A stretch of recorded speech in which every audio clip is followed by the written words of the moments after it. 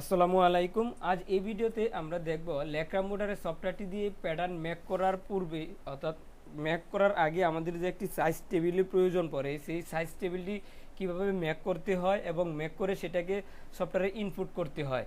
তো কয়েকজনই আমার এই ভিডিওতে কমেন্ট করেছে যে কিভাবে আসলে আলফা সাইজটি টেবিল ক্রিয়েট করতে হয় এবং এটাকে সফটওয়্যারের ভিতরে কিভাবে ইনপুট করতে হয় এবং কিছু সমস্যা বা কিছু প্রবলেম পাইছে, সেটি আমাকে স্ক্রিনশট দিয়ে দেখাইছে যে এই প্রবলেমগুলো হয় আসলে কি কারণে।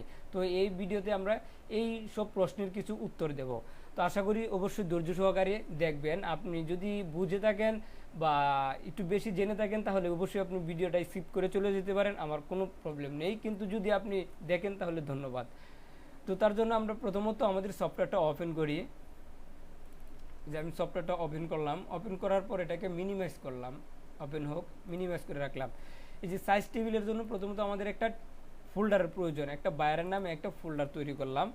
যেমন এক্সাম্পল আমি একটা ফোল্ডারের নাম রাখলাম 145 ইন্টার, দেওয়ার পর একটা স্টাইল নাম্বার। তো এটা ক্লিক করলাম, ক্লিক করার পর এটাকে ওপেন করলাম, রাইট বাটন ক্লিক করে নিউতে যাওয়ার পর টেক্সট ডকুমেন্টে, এই টেক্সট ডকুমেন্ট ক্লিক করার পরে এখানে আমরা লিখলাম আলফা অথবা সাইজ টেবিল যে কোনো লিখলাম, যে স্মল থেকে স্মল টু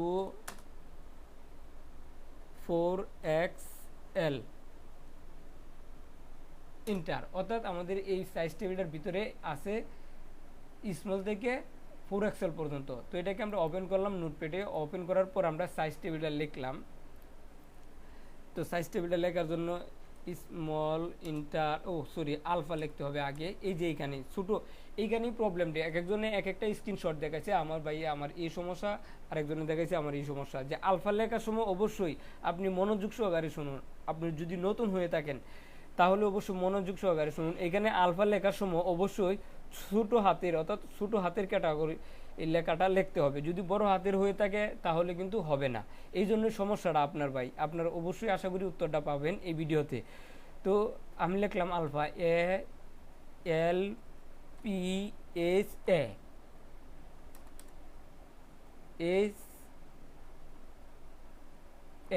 আলফা লেখার পর কিবোর্ড থেকে ইন্টার প্রেস করলাম, তারপর small inter, medium inter, large inter, XL inter, 2XL inter, 3XL দিলাম। দেওয়ার পর এখানে আমরা যে প্যাটার্নটা ধরে কাজ, অর্থাৎ যে প্যাটার্নটার উপর মাস্টার প্যাটার্ন থাকবে, অর্থাৎ যে প্যাটার্নটার উপর কাজ করবো সেই প্যাটার্নটার এই সাইডে না, কিন্তু এই সাইডে একটা স্টার মার্ক দিতে হবে। যে স্টার মার্ক দিলাম, দেওয়ার পর আমরা সেভ করতে পারি। যে সেভে দেওয়ার পর আমরা এটা সেভ করে দিলাম, এটা সেভ হয়েছে। এখন এটা আমরা সফটওয়্যারে কীভাবে ইনপুট করব, এটা এইভাবে আমরা আবারও সফটওয়্যারে চলে যাই, যেটা আসলে প্রবলেম তারা সমস্যা করে। এটা হলো সমস্যা হলো এটা যে তারা সফটওয়্যারে যাওয়ার পর তারা এই যে সফটওয়্যারে গেল, সফটওয়্যারে যাওয়ার পর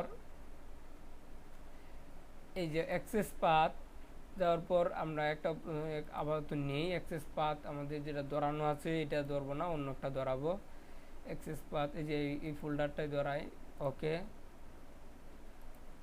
এটা ঠিক করে দিলাম। দেওয়ার পর ক্লিক করলাম, করার পর আমরা নিউ মডেল নিলাম একটা ইন্টার, তারপর হলো শিট, একটা নিউ শিট নিলাম, তারপর ডিসপ্লেতে চলে গেলাম, size, title block and size, এই যে সাইজ, এই যে টাইটেল ব্লক অ্যান্ড সাইজ, এইখানেই প্রবলেমটা। তো আমরা এবার চলে যাব F7-এ যাওয়ার পর ইভিডিতে চলে যাব। এইভাবে আমরা ইনপুট এটা আসার পর যে টাইটেল ব্লক এবং সাইজটা ক্রিয়েট করার পর আমরা এখন আমরা এটা সাইজটা ইনপুট করব। ইনপুট করার জন্য F7-এ চলে যেতে হবে, যাওয়ার পর এই যে IMP এইখানে ক্লিক করতে হবে। করার পর আপনি মাউস থেকে লেফট বাটনটা ক্লিক করবেন, করার পরে এই যে এই পেজটা আসবে। আসলে আপনি যেখানে আপনি লিখলেন একটু আগে সাইজ টেবিলটা ক্রিয়েট করেছিলেন এই যে 55 নামে, এই যে 0145 এই যে এই ফাইলটার ভিতরে, তো এটাকে আমি ক্লিক করলাম,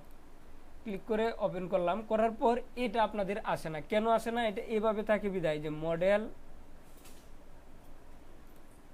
এই যে এই লেখাটা আপনারা এখানে আসার পর আপনাদের এই লেখাটা আসে, কিন্তু এইখানে আপনি যে সাইজ টেবিলটা ক্রিয়েট করছেন সেটা আপনারা খুঁজে পান না, কিসের জন্য? এই জন্য এইখানে এসে যে মডেল এইখানে ক্লিক করবেন, এইখানে ক্লিক করে আপনি ট্যাক্সও দিতে পারেন অথবা অল দিতে পারেন, যাতে সব কিছুই আপনি পান খুঁজে। এটার কারণ হলো এখানে আপনি যে সাইজ টেবিলটা একটু আগে লিখলেন, সাইজ টেবিলে যে এখানে সাইজ টেবিলের নোটপ্যাডে যে সাইজ টেবিলটা আপনি ক্রিয়েট করছেন এটা কিন্তু এখানে শো হচ্ছে না, হাইড হয়ে আছে।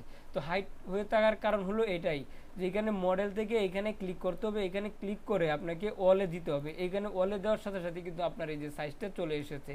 আসার পর আপনি এখানে ক্লিক করলেন, করার পর এই যে ওপেনে ক্লিক করবেন, এটাকে এখানে ক্লিক করার পর এখানে ওপেনে ক্লিক করবেন। এই যে আপনাদের সাইজটা অলরেডি চলে এসেছে। আশা করি আপনারা দুইজনেরই প্রশ্নের উত্তর পেয়ে গেছেন। আর নতুন যারা এই ভিডিওটা দেখতেছেন অবশ্যই আশা করি উপকৃত হয়েছেন। আর আপনি যদি আমাদের এই চ্যানেলে নতুন এসে থাকেন তাহলে আপনার কাছে রিকোয়েস্ট